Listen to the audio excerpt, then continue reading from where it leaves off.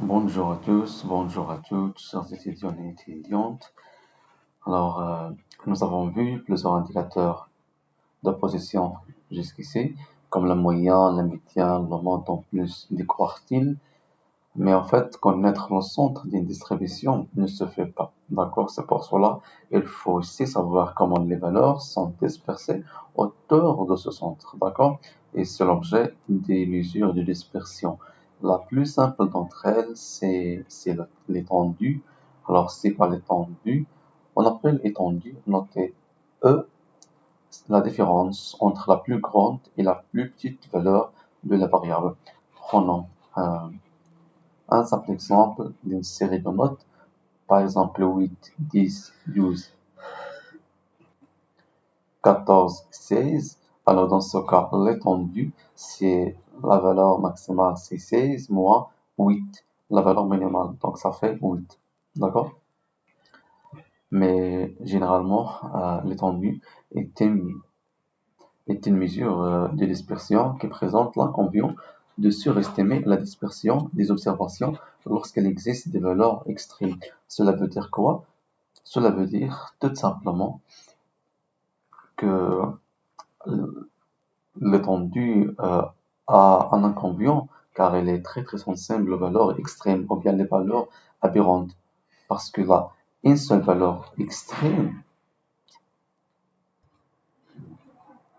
alors une seule valeur extrême ou bien une valeur très grande ou très petite pour gonfler artificiellement l'étendue, donnant ainsi une impression de dispersion exagérée.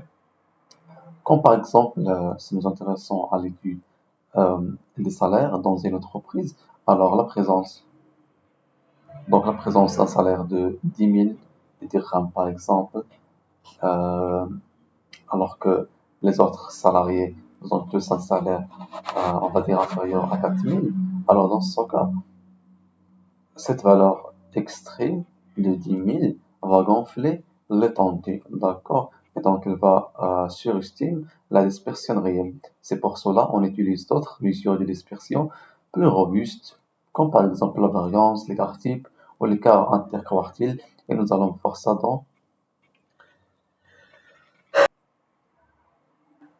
dans les prochains slides. Alors, de manière générale, c'est très simple. L'étendue, c'est le max moins le min, mais il faut faire attention aux valeurs aberrantes.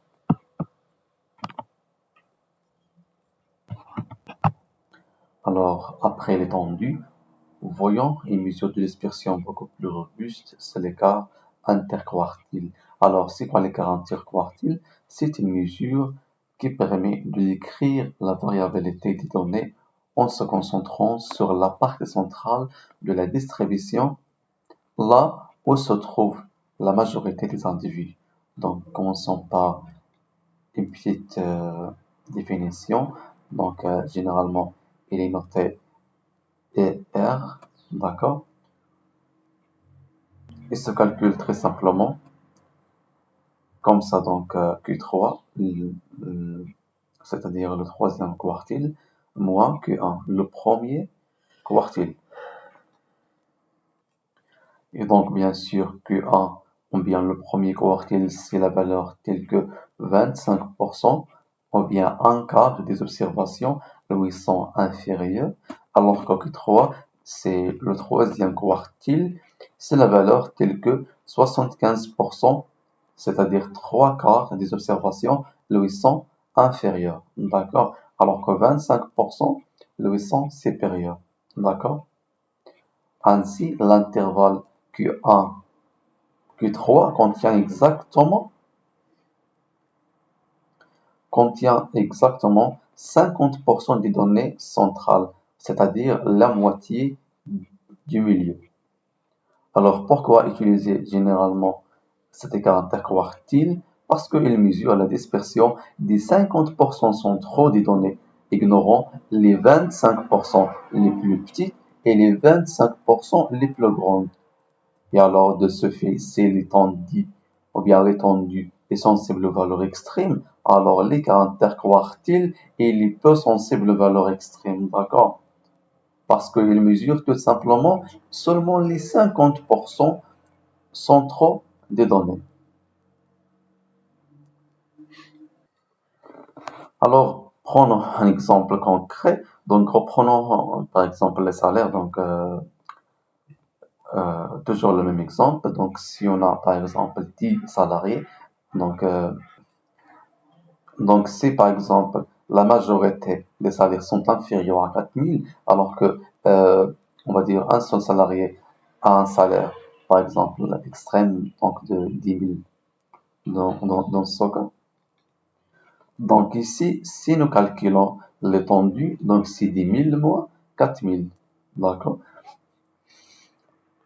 Et alors, cette valeur, ou bien cette valeur extrême, surestime la dispersion, mais si nous calculons d'abord Q1 et après Q3, et faire la différence entre Q3 et Q1, donc nous aurons seulement la dispersion des 50% des observations centrales des données. D'accord? Et parce que généralement, comme nous avons dit, que les caractères quartiles, et alors, donc il ignore les 25%, les valeurs les plus petites, et la même chose pour les 25%, les valeurs les plus grandes. Donc, alors j'espère que cette explication était claire. Et par la suite, on va voir les autres indicateurs de dispersion, la variance, les quartiles, puis aussi le coefficient de variation. À très bientôt.